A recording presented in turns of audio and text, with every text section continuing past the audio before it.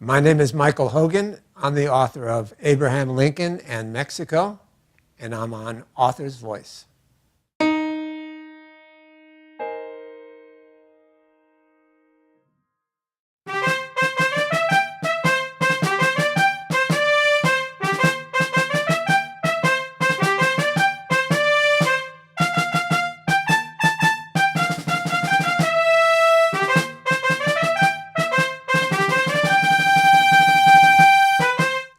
Good afternoon. I'm Daniel Weinberg, and you're listening to A House Divided on Author's Voice, connecting authors to the world. We appreciate your being with us today. And as you know, if you've watched before, that you can always ask questions while we're live here. So please feel free to send in a question. There's a button right below your screen. And we'll try to get it on during our taping period this afternoon. Give us your name and where you're from so we can give a shout out and say hello. If by chance you're watching this on YouTube afterward on our archive, then there might be books still signed and ready for you if you'd like. So I should mention again, we can get you a signed copy of the book today, and good for your shelf and good history. And I think we have a book for you today that we know you don't have on your shelf. So let's begin. We have a wonderful author with us, Michael Hogan. And he is an Emeritus Humanities Chair at the American School of Foundation of Guadalajara, a former professor of international relations at the Autonomous University of Guadalajara. He's a member of the Organization of American Historians and the American Historical Association as well. He's the author of 24 books, including Irish Soldiers in Mexico and Savage Capitalism and the Myth of Democracy. He also has collections of short stories, books of poetry, essays on teaching in Latin America, and 2 novels. I think there's a new one out just now. His latest title is why he's here today, Abraham Lincoln in Mexico, A History of Courage, Intrigue, and Unlikely Friendships. Egret Books, it's a paperback with 361 pages and illustrated, and is $21. And you can get a wonderful signed copy of it while we're talking right now. So welcome. Thank you. Mike, I wanted to ask you, first of all, as I do many times, what got you to this book? What started this? Good question, Dan. And thank you for having me, by the way. I love this show. I was teaching in Guadalajara at the American School Foundation there. And at the time in 2013, I had the largest advanced placement U.S. history class outside of the United States. And they were great students. And at the time of 2013, the movie Lincoln came out. And everyone said, oh, this shows Lincoln and how courageous he is, and we find facts that have never been seen before. And this is a wonderful movie for students who really want to know more about Lincoln.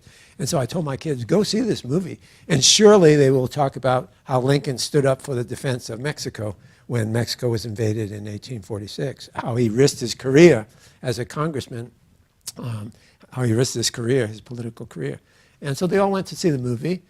This was a Spielberg film, so they had high expectations. And they came back and they said, no, absolutely nothing about Mexico. And one of my students, who's now at DePaul University, by the way, here in Chicago, Luciana Mendez, said, well, if there's going to be a book, you're going to have to write it. Yep. So you did. So I did. Well, we're glad you did. Yeah, that movie couldn't do everything. It wasn't a life biography. Tell us, in the back of this book, there is a long appendix, and it has a lot of the primary source materials that were used. I know there's a lot more just besides this, but you added some of those that are truly important, you think, for us, the reader, to know. Tell us what's there and why it is included. What's the import? Well, I don't want to get too far into the Mexican history at the time, but a number of things. One is that I include the Treaty of Guadalupe Hidalgo. The Treaty of Guadalupe Hidalgo is the one that ended the Mexican War of 1846 to 48. And most people don't know that as a result of that war, we took from Mexico 740,000 square miles of territory. out of which we formed the states of California, Arizona, New Mexico, Utah, parts of Kansas, Colorado, and Wyoming. It was an enormous land grab. Most people don't know that. And they also don't know that we promised citizenship to all those people who were in that territory and then reneged on that promise. So I want people to see the original document. And read the entire original. Read the entire you also original. have a lengthy speech by James Polk. In which Polk justifies the invasion, saying that Americans were killed on American soil. And of course, this is where Lincoln's courage came in, because he stood up in Congress and said, no, this is not the fact. So you feel that the modern reader should be reading primary sources along with the history that you're presenting. This has been the movement as well in teaching history in the United States for the past, well, since the College Board changed this program in 2012, I believe. They said that we've got to get away from simple narratives, and we've got to give students an opportunity to work with the original documents themselves. And now there's so much available on the internet that's something that can be done. Some of these documents were not on the internet, especially the Mexican documents, but some of them were. But I think, for example, the Emancipation Proclamation, that's on the internet and everyone's read it, but they don't focus on every element, just on the freedom of the slaves. Well, what was really significant about this document was that Lincoln wrote that they would also be allowed to enter into the U.S. military. And this put the fear of God into the Confederacy. This by 1863 was a major, major document. And whether modern historians want to believe it or not, for many people in 1861 and 1862, the Civil War was not about slavery.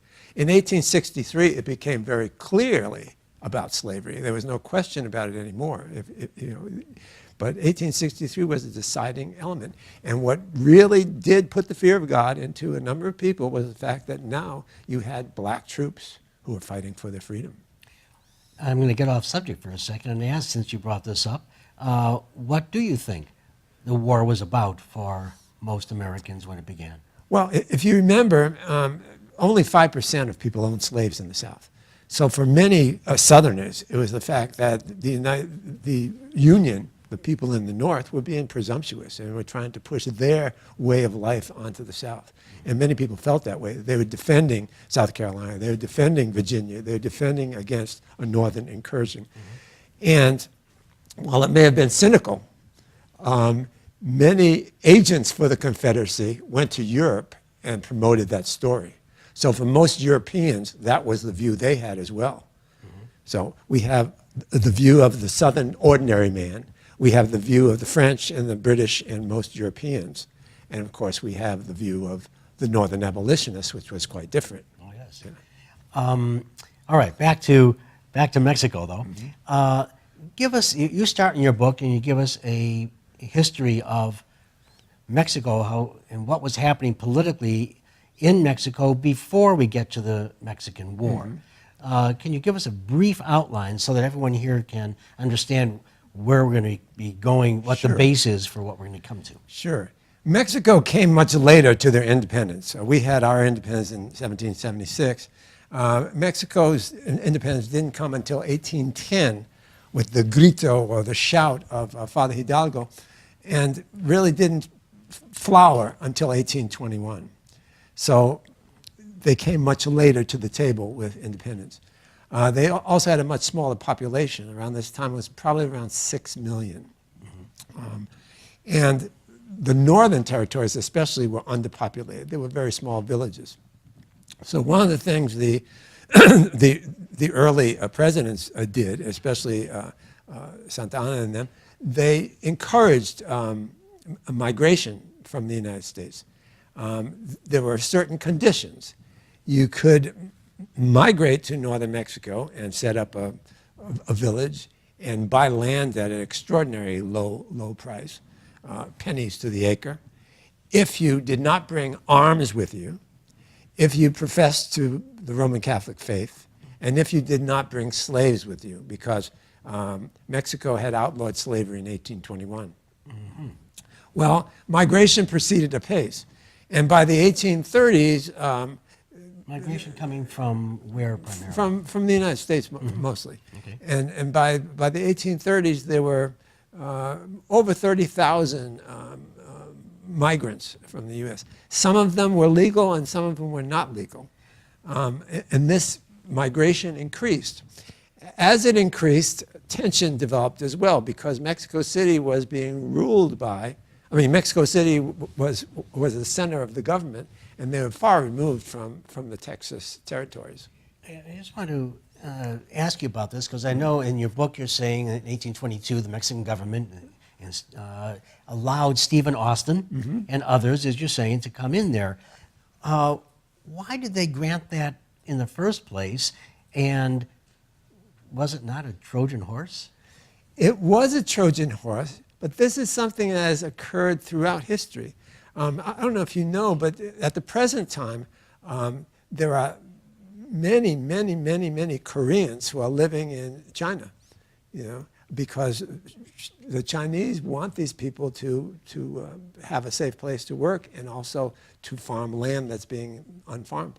And this was one of the things that the Mexicans wanted. They wanted people to come into the territory as peaceful settlers, as immigrants. And of course, the U.S. encouraged that as well at various points. And was that a Trojan horse? Yeah, well, they were looking past this, were they not? Yeah. And the Americans. Exactly. You talked about the treaty, Guadalupe Hidalgo, and as you say, the Mexicans in the Texas area were promised certain rights, but you then go on to say they were not fully kept. Well, what parts what parts were kept of that treaty?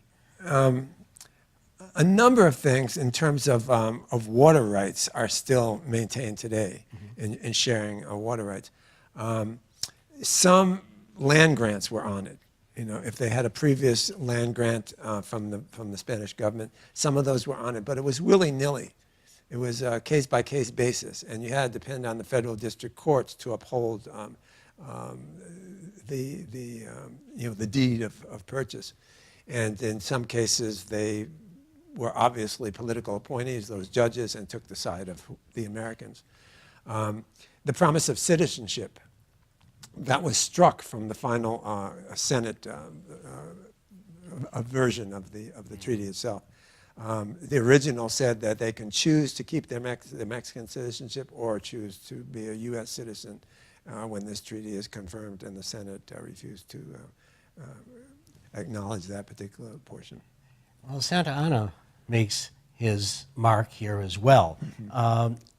What was his rise, and how did that lead to the revolt in Texas? Okay, we're talking now about 1836. One of the things about Santa Anna was that he felt that these settlers, at least half of whom were illegal immigrants, by this I mean they violated the provision of the original agreement for immigration, which was no guns, Catholic faith, and no slaves. Many of them had their slaves with them, were well armed, as we know, otherwise they couldn't have had the Texas Revolution, and were no more Catholics than the rabbi up the street. So he knew that they were illegal, and he warned them that any rebellion against the central government would be considered piracy, and piracy, of course, is punishable by death. Well, they kind of ignored that, and the Battle of the Alamo, remember, it's very famous in 1836 in San Antonio, Texas. He surrounded the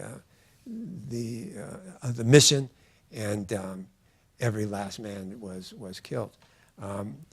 After that, there was another incident in which he did the same thing. Before that happened, he had the bugler play the Orgullo, which was the warning that surrender or death. And and so it was very brutal, very brutal. And remember, the Alamo became a battle cry for these illegal immigrants who are now American heroes, Davy Crockett and so on. So, yeah. And drunk or not. Yeah. Of course, the war came because there were elements in the American administration, Polk leading this, I suppose, and they certainly had manifest destiny, I suppose, in their eyes, and they saw the land that was there. So Polk certainly fomented that whole affair. Well, actually, if I can... Sure, please. Actually, three things happened there. Yeah. 1836 to 1845, it was the Republic of Texas. In 1845, Texas said, you know what? Mexico is not happy with the fact that we've established an independent republic, and we're worried about that. We should apply for statehood. And they applied for statehood. And when they became a state in the Union, Polk said, well... As a slave state. Yeah, as a slave state. Polk said, well, you know, maybe we should approach Mexico and see if we can buy pretty much the whole Southwest. So he approached Mexico and offered them $25 million for California and $5 million for a land route across what's now New Mexico. But at the time, and we'll get into this later because Lincoln talks about it, at the time the boundary of Texas was where present-day San Antonio is today, the Rio Nueces. Up north. Up north. Yeah. So the opposition grew, of course, and you know, as we're going to talk about, this was, as you already said, a land grab. Mm-hmm. I'm going to ask you about three books that I have in back of me that are kind of classics in the world of the Mexican War, and by Eisenhower, Bauer, and Henry. Each of these books, I think we have them, Matt, if you want to put them up. There we are. Each of them were very successful in their day. Mm-hmm. And even today, Bauer is still part of a series that is excellent. Mm-hmm. And Henry, although is dated now, has a great dust jacket. Mm-hmm. So I love it for that alone. The Eisenhower book, how did these three books, deal with the morality of starting a war to gain territory? Did they just obfuscate it? No, I think one of the things that Jack Bauer does, and Henry, is they do present Polk as being a manifest destiny advocate. They do also show the Mexican government as being very recalcitrant and unwilling to negotiate, which was also true. Why were they like that? Political reasons. You don't Inside. sell off. You don't sell. You know, here's $25 million for California. You know, you can't just sell off parts of your country and expect to get keep your party in so power. Many citizens are up there too. Keep your party in power, especially after you've already lost Texas. You know, so the Mexican government was not going to do that. It was not politically a sound move to do that. But to define them as recalcitrant is kind of like defining a educated minority person and saying he's articulate. Mm-hmm. Do you know what I mean? Mm-hmm. It's symptomatic of a kind of racism that we understand today, but in those days that was not talked about. As a matter of fact, the term racism was not even used in those days. I mean, that was not a term. The other part that they talk about is that this manifest destiny kind of thing was out of anyone's control. If you stood against it, it would be standing against the wind in Chicago. It would blow you over. You know, you just had to get out of the way. And once it began, once this territorial acquisition began, it was unstoppable. It was politically unstoppable for anyone in the U.S. Now, the opposition, of course, was not as successful as they would have liked to have been. No. They were kind of weak, but at the same time, they had some big voices, of course. Exactly. But you say that the opposition to the war with Mexico lengthened that war, but at the same time, it buttressed a national patriotism. So talk about how the opposition had a role in this. You know, it's fairly complex, and we really don't understand the opposition often because we only take sections of documents, and that's why looking at the original document is so important. For example, part of the opposition was on civil disobedience by Henry David Thoreau. And you know, we know that book as a book that influenced Gandhi, for example, for independence in India. And we look at that book as being very important and very influential about American values. But in the day, it was considered traitorous. One of the things, well, yes. One of the things he says is, this country must stop making war against Mexico and holding on to slaves. And he went to jail rather than support the war and pay taxes. Of course, Ralph Waldo Emerson bailed him out. I was just right? thinking about that, but remember what he said. Yeah. He said, "Why are you in there?" To Thoreau, and Thoreau said, "Why are you out there?" Exactly. Why are you out there? So. You know, one that came up in your book was John C. Calhoun, and you said that he was kind of neutral in this war, because he feared, as maybe rightly so, it would lead to more sectional strife. Yet, isn't that what Calhoun wanted? Didn't he want to secede, basically? Well, Why did you say neutral then? He equivocated over that, you know, and I think Lincoln did as well. You know, people asked Lincoln about that, and he said, well, you know, does it really make a difference whether Texas is all slave in just the North or all slave in just the South? Does it make a difference whether it's a state or whether it's a country? Does it make any difference? I don't see it, you know, that many people didn't see the future, and they didn't see the magnitude. Even Lincoln, when he spoke in 1867, didn't see the magnitude of the land seizure. We thought, well, maybe they'll take the bottom part of Texas, and maybe they'll take part of California, but we didn't see taking 750 square miles of Mexican territory. One of our viewers, and I wish you had given your name so we know who you were, where you're from, but was there anything at this time to stop Polk like impeachment, since though as unconstitutional? I'm not sure I understand it, but was there any way to stop him like the impeachment? No, and I think what had happened, once he said that we're already at war, you know, American blood has been shed on American soil. We're already at war with the United States, so I'm not asking for a declaration of war. This is how he kind of got around the Constitution.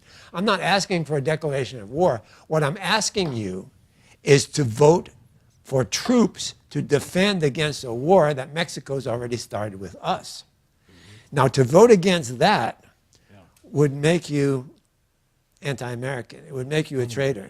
And it would, there are already troops in the field. There are 4,000 people under the command of Zachary Taylor. You're abandoning these troops in Mexico? Even Lincoln couldn't do that. No. And Lincoln was sorely opposed to it. But now let's get to Lincoln's opposition to this war. You say that there's a war, and his role in opposing the Mexican War has not only been minimized by most historians, but also underestimated in its impact on future Mexican-U.S. relations, which we'll get to as well. But how does all this inform us as to Lincoln's character, you think? Okay, I think the answer is, there's a book, but there's a number of people, and I'm not picking on her, but there's a wonderful book called The Wicked, Wicked War, which I really love, by Amy Greenberg. And Amy Greenberg discusses his spot resolutions, where he says to Polk, show me the spot where American blood was shed on American soil. It was not. She discusses this, and she says, yes, he did this. Yes, he made these statements, but most likely he was motivated by political reasons. And I thought to myself, honest Abe, come on now, is that true? And then I began reading Herndon's letters. William Herndon was his law partner, as you know. And Herndon wrote him right after this December 1846 speech and said, no, you can't keep this up, Abe. You know, you've made your statement, fine, but let it go.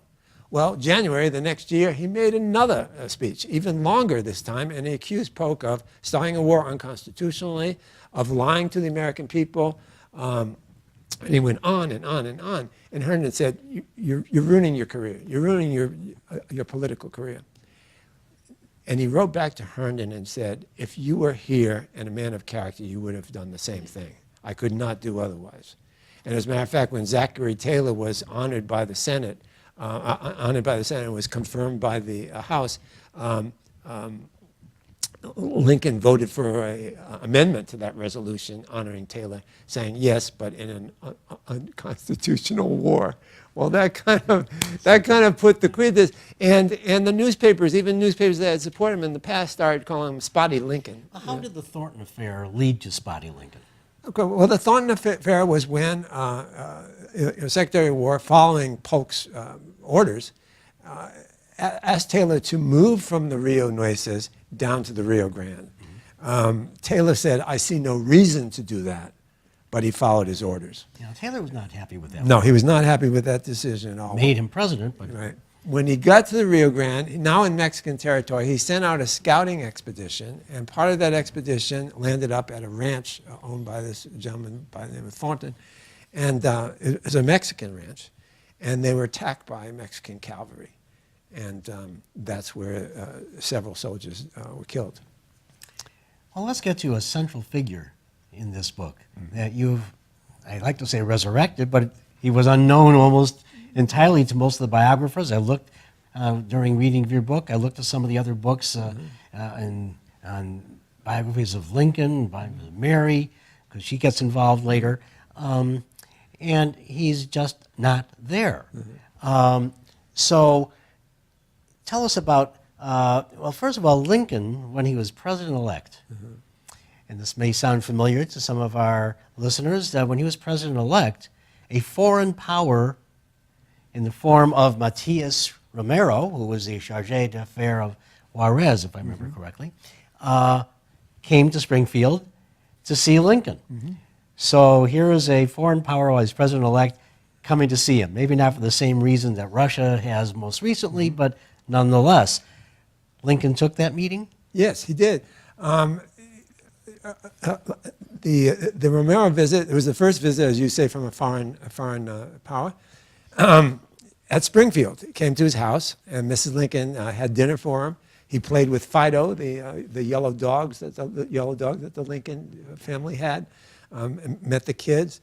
And Lincoln questioned him at length about what was going on in Mexico. He didn't kick out all the people from the room, so he could do that. Okay. And Lincoln was very interested in what was going on with the peons, who Lincoln had heard were kind of like slaves in their own country.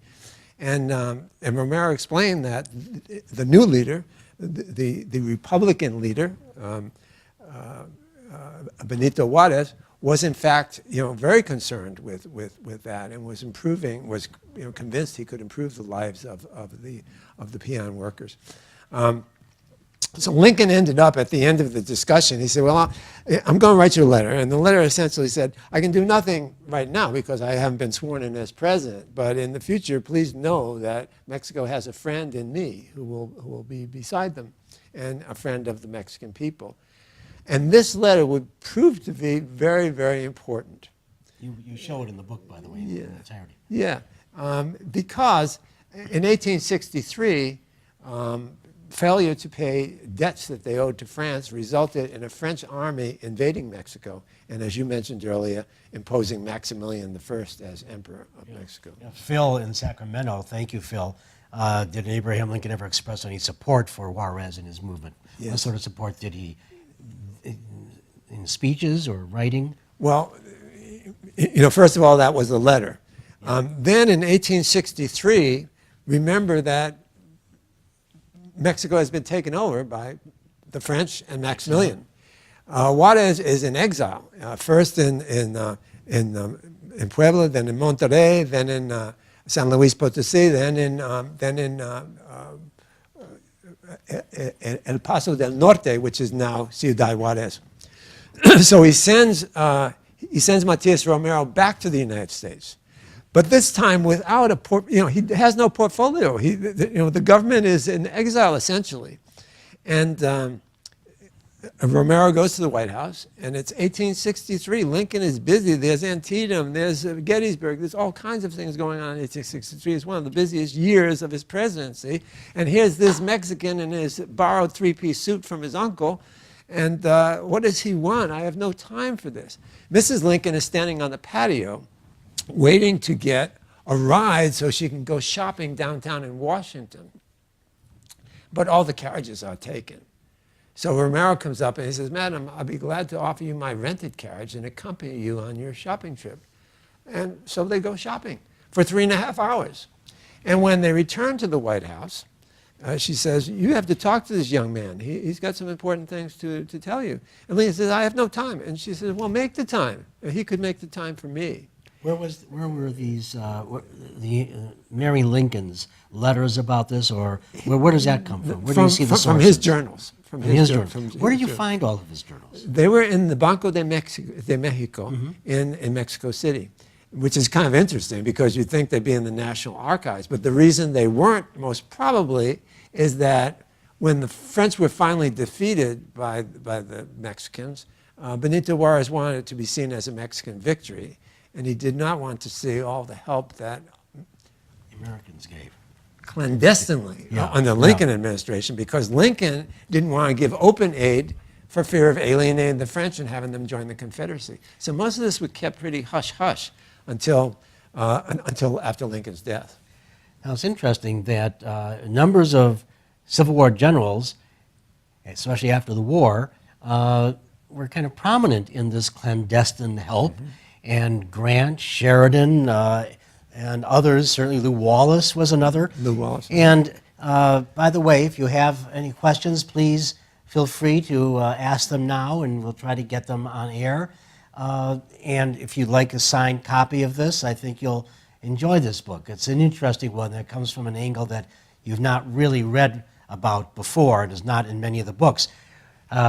Next week, we have Ron Chernow coming in with his Grant book, and I looked at this just to see if he had Romero in here, and there are 7 index citations. So I just want to read a couple of things and have you inform us about Grant and what he was doing as president, etc. So Chernow says, for Grant, there remained an unfinished piece of business from the Civil War, Mexico.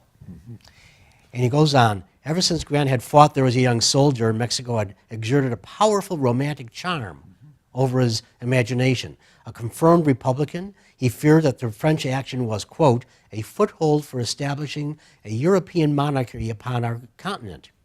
I myself regard this as a direct act of war against the United States.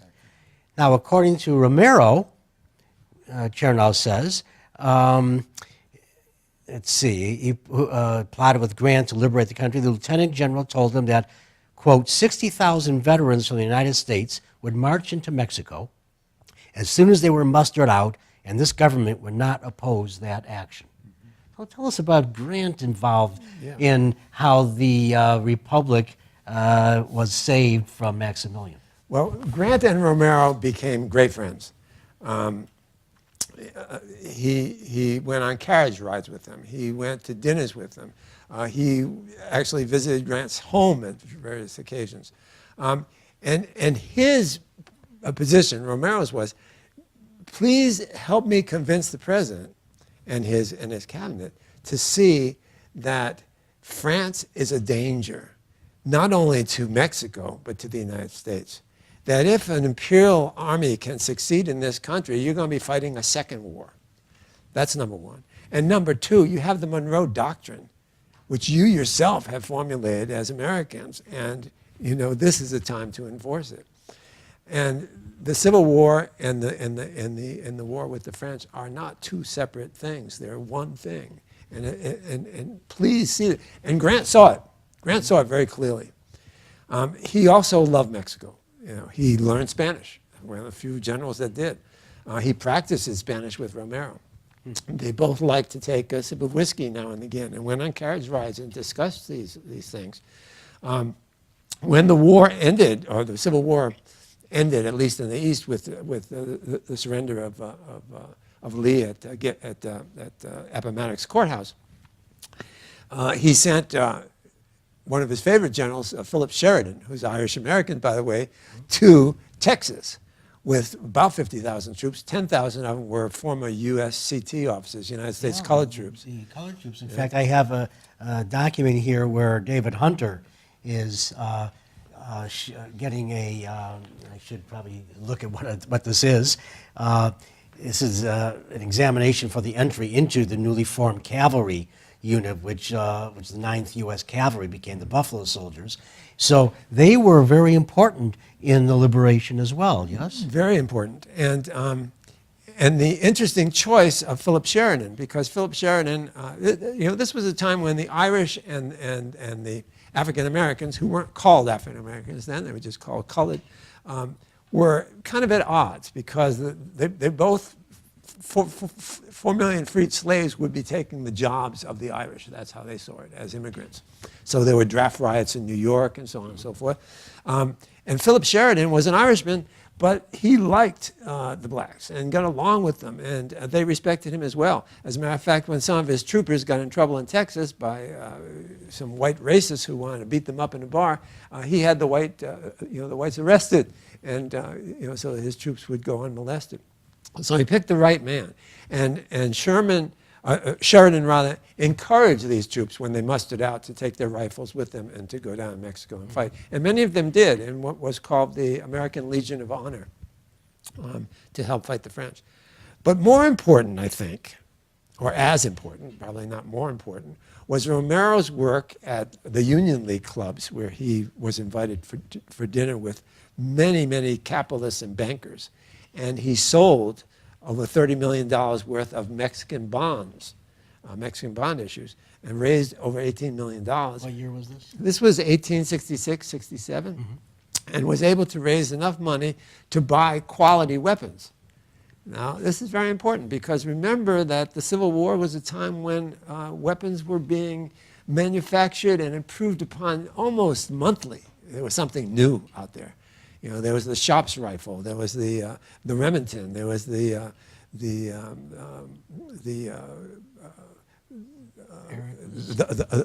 Parrott cannon, which is rifle cannon.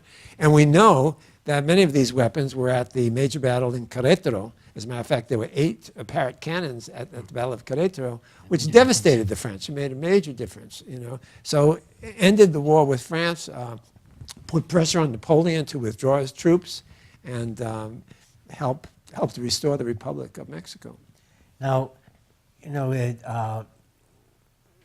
talking about the U.S.-Mexican relations, we have, Matt, I think, a nice statue of Lincoln in Mexico. And you believe that Lincoln, in no small part, is responsible for the good relations the U.S. has with Mexico for generations. Mm-hmm. Despite, as you say, the annexation and conquest of Mexican territory from Texas to California and more current chronic border problems and immigration tensions, yet he's still revered in Mexico. Mm-hmm. How is that? Why do they revere him as that sort of man? Well, first of all, that he showed political courage by standing up in Congress when he was a congressman, and he could have lost it all at that point. He did not, go back to the House. The person he supported for the House did not get reelected because of Lincoln's support. He lost the run for the Senate. His career was pretty much dead in the water, and everyone knows that he sacrificed for that in Mexico. The other thing is that even though he couldn't formally come out and support, Juarez against Maximilian, he gave clandestine support to Mexico and encouraged Grant to act independently, which Grant did. Another story that's very true as well is Grant advised Sheridan at one point to lose 30,000 rifles on the border, mm-hmm. where the Mexican troops could find them. So we had all these kind of quiet undercover things going on. General Lee Wallace, who you mentioned earlier, the author of Ben-Hur, was also a Mexican agent who was working to get rid of the French. So. I'm going to go back to the time that Lincoln was in Congress. Mm-hmm. There was a man in the Senate, Thomas Corwin, who was also in your book. Mm-hmm. And I once had a spectacular letter of Corwin. But Corwin, first of all, he was a senator, and he also was against the war. In fact, more recently, within the last 20 years, the Corwin family put up a monument over his grave, and Mexico sent an emissary to be there at that moment because they remembered that he was against the war against them. Mm-hmm. And so they have a long memory in Mexico. Exactly. And Thomas Corwin was probably... Did they know each other? Lincoln and Corwin? Yeah. Oh, Lincoln admired Corwin enormously. Anyone who knew Corwin admired him enormously. He was a man of great character and courage. And he helped Lincoln during the nomination for the presidency quite a bit, actually. Yeah. A brilliant man. This is from Doug in Richmond. Thank you, Doug. Appreciate it. Lincoln again followed Henry Clay's lead in opposing the Mexican War. Did Lincoln ever contact Henry Clay about Clay's loss after Henry Clay Jr. was killed at Buena Vista? Do you know that there was any contact there? I don't know that. I don't know of any myself. Yeah. Sorry, we're going to have to get a book on that. We'll see if we can find that out elsewhere. So there was something else that came up in the book real fast that was kind of interesting, that you're right that very quickly, just in passing, that during the run-up to the Iraq War, there were some who brought up the Mexican War. Exactly. You know, I'd written about this in my book, Irish Soldiers in Mexico, back in 1997, and it was kind of ignored.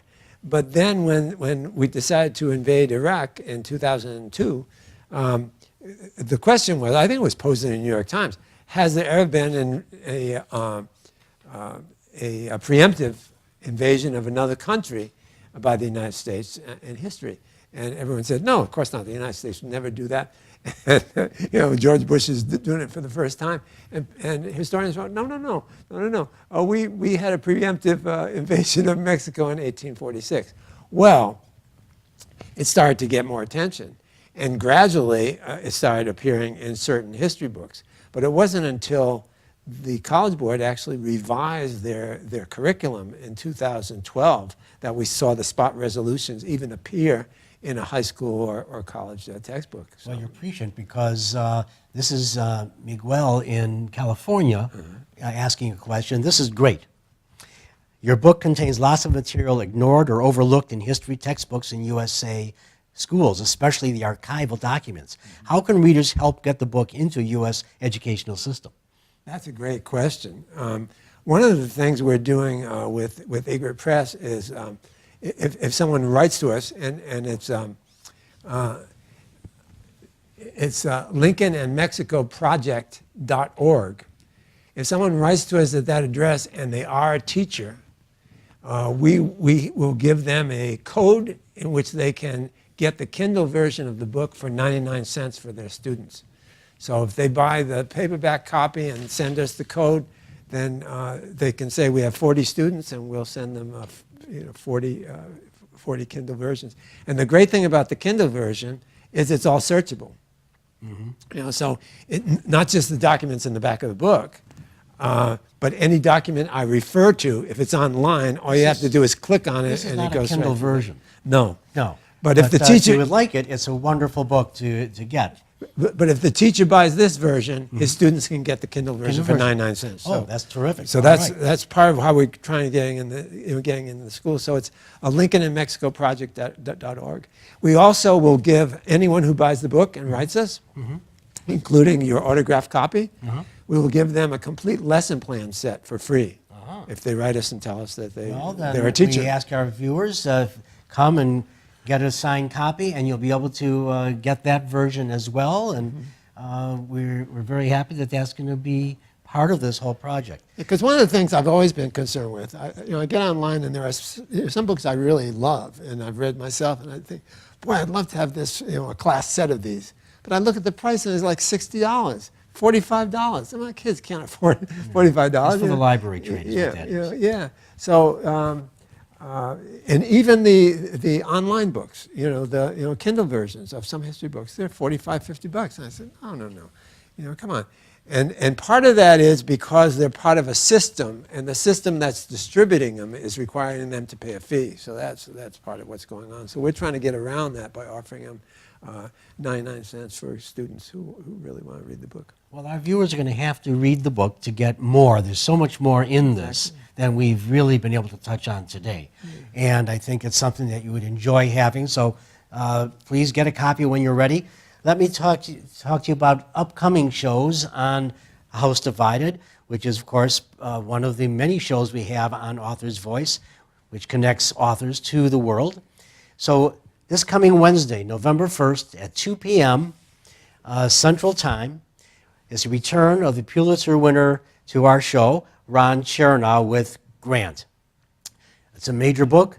You're going to want to have it. You know him, of course, from his Hamilton book and his Washington book when he was here before and got a Pulitzer. And we might get a Pulitzer for him on on this show coming up on Wednesday. So we hope you'll watch and send in questions, and certainly purchase a book or so. You'll like that for Christmas, as will the Mexican book be a good little book for a stocking stuffer. So that's going to be at 2 p.m. And then right after that, immediately following, we're going to have Gordon Ray. This is the 4th volume, am I right? 5th volume in his series. On to Petersburg completes the Overland Campaign series. So we'll have Gordon Ray on as well right after Ron Chernow. So please come back here to always check on Author's Voice and look and see the schedule of some other shows that we have. Very briefly, Stranger Than Fiction on November 4th at 1 p.m. will be Adam Gusow with Beyond the Crossroads, The Devil and the Blues Tradition. And then Lit with Love on November 8th at 2 p.m. Central Time, Molly Cox-Bryan with Macrame Murder. Ah, that's going to be something. And then Stranger Than Fiction, November 9th, 5 p.m., Ed Gordon with Divided on D-Day. You're going to like this book, fascinating book. All of these are books that you might want to at least listen to the authors and get to know them better, and perhaps get signed copies on your shelf and build a nice signed library. So all of these are at authorsvoice.net. And if you're watching this on YouTube again, after the broadcast, you can still order signed books of all of these. So again, we're so happy that Mike Hogan was here with his latest book on Mexico, called Abraham Lincoln in Mexico, A History of Courage, Intrigue, and Unlikely Friendships. I think you'll like it. Thank you, Mike, so much for being here. Thank you, Dan. Appreciate it. It's a real pleasure. And eGood Press getting you here as well. Appreciate our staff here at Abraham Lincoln Bookshop and at Author's Voice, and you, the viewers, for participating and being with us. We'll see you again. Bye-bye.